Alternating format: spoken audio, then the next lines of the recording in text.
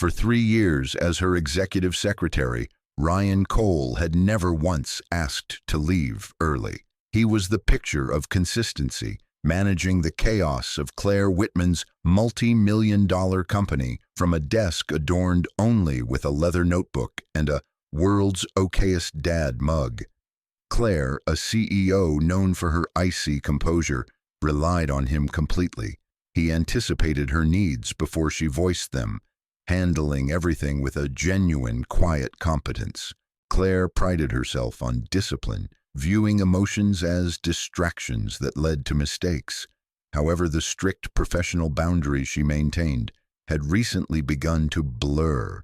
She found herself noticing the warmth in his voice when he spoke to his son, or feeling a strange, sharp emptiness when he was away. The office had become less of a battlefield and more of a refuge simply because he was there. She told herself it was just respect for his skills, refusing to admit that her feelings had shifted. That Thursday, after a grueling merger negotiation, Clare allowed herself a rare moment of relief. Ryan smiled at her, a look of shared victory, before glancing at his watch. It was 4:15 p.m. He stood and gathered his jacket. "I need to leave early," he stated calmly. Clare blinked, waiting for a standard excuse about a doctor's appointment or a child care issue. Instead, Ryan delivered a shock. "I have a date." The words hung in the air, heavy and physical. Ryan, who knew her schedule better than she did and never mentioned a personal life, was leaving her for a date. He explained casually that he had cleared her evening schedule, treating this revelation as a mundane administrative detail. Panic, sharp and unfamiliar, rose within Clare. As Ryan slung his bag over his shoulder and turned toward the door, Clare's control finally snapped. Without thinking, she reached out and caught his wrist, her fingers closing tight around his sleeve. Ryan stopped, looking down at her hand, as the silence in the room became deafening. She acted on pure instinct. Desperate to stop the feeling of loss, Clare blurted out the question she had suppressed for years. "Why didn't you date me?" The words were raw, stripping away her executive armor. Ryan stared, completely caught off guard. "Clare," he said softly. She released his wrist but held his gaze, her voice trembling yet steady. "I've liked you for a long time. I thought you weren't interested, or maybe I was too proud. But if you're with someone else, I need to know if I missed my chance." Silence filled the room until Ryan's lips curved into a gentle, cautious smile. "You didn't miss anything. This isn't what you think." He pulled out his phone and showed her the screen.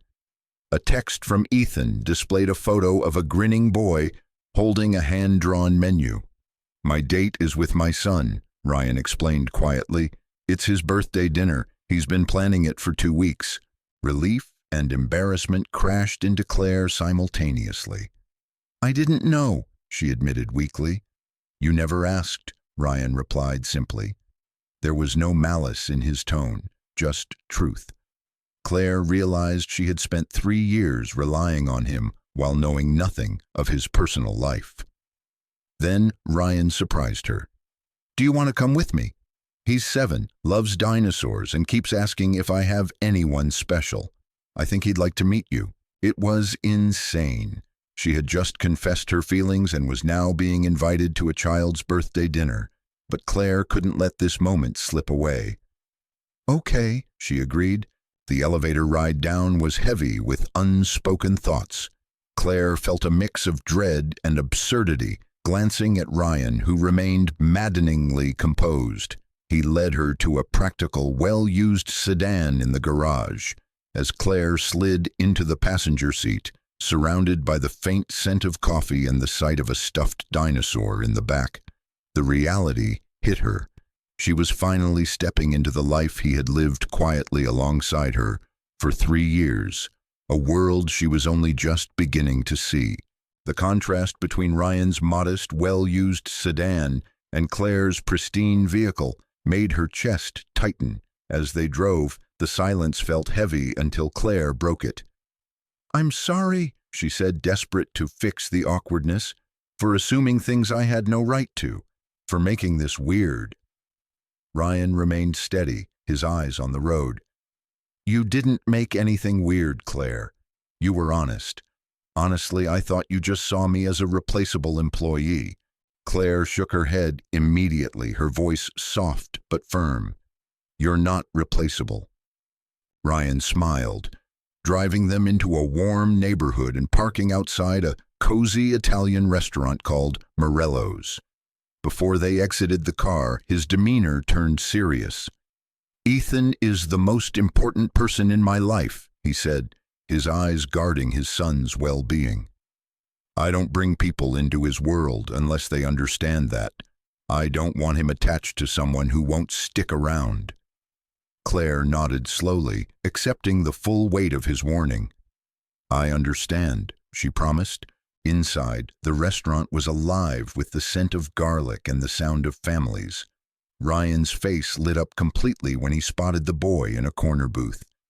Ethan, wearing a T-Rex shirt and a messy grin, waved furiously. When they approached, his excitement turned to curiosity. Who's that? This is Claire, Ryan said. She works with me. Ethan assessed her with the blunt scrutiny of a child before shrugging. Do you like dinosaurs? He asked.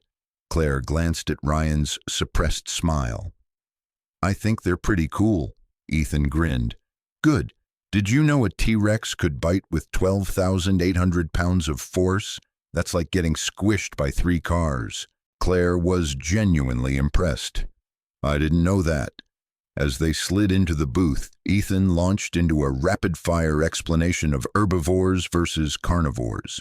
Ryan listened with practiced patience, and Claire, sitting on the cracked vinyl seat, felt the tension of the day dissolve into the chaotic, warm reality of Ryan's life.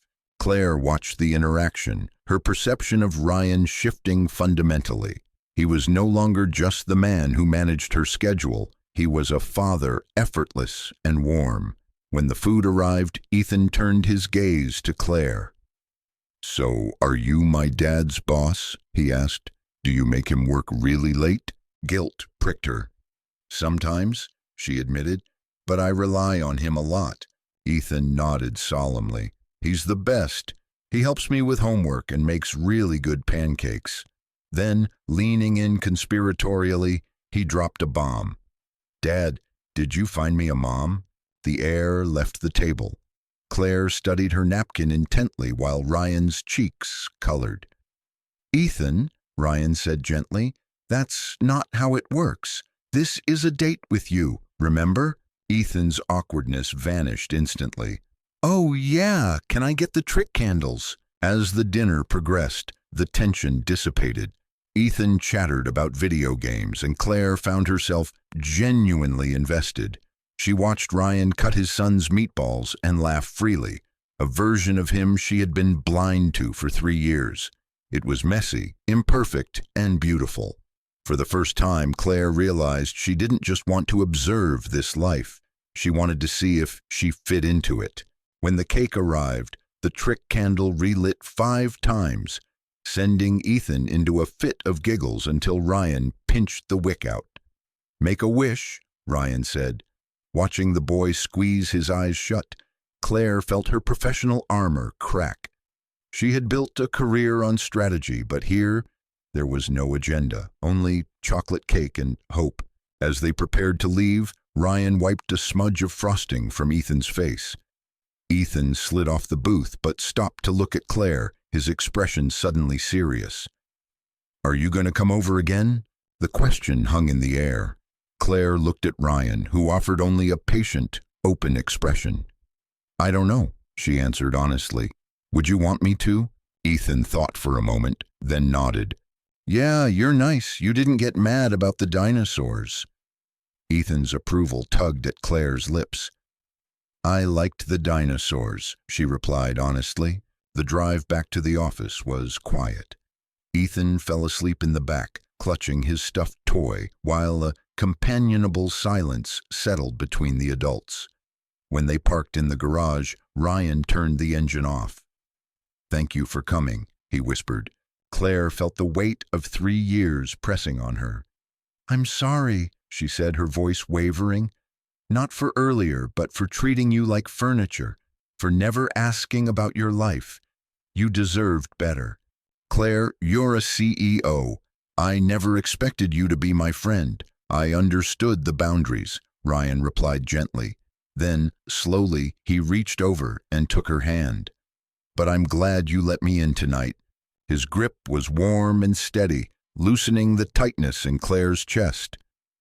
"I don't know if this can work," she admitted. "I don't want to mess up your life or the company." "I don't know either," Ryan said, looking at her with steady reassurance. "But we can figure it out, if you want to." "I want to." Ethan stirred, signaling it was time to go. They stepped out into the cool air. "See you tomorrow?" Ryan asked. 8:30 sharp, Claire smiled. Impulsively, she reached out and pressed a quick kiss to his cheek.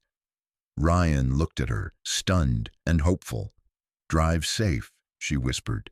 Alone in her car, Claire replayed the evening. As she drove home, the loneliness that usually suffocated her felt different. It was the quiet before a new beginning. When she entered her large, empty house, it no longer felt desolate. Standing in her kitchen, thinking of Ethan's grin and Ryan's hand in hers, she realized that something messy and real was worth more than perfect control. Claire climbed into bed with a small smile. Tomorrow would come and Ryan would be there. But everything was different now because she wasn't afraid to admit she wanted him to be.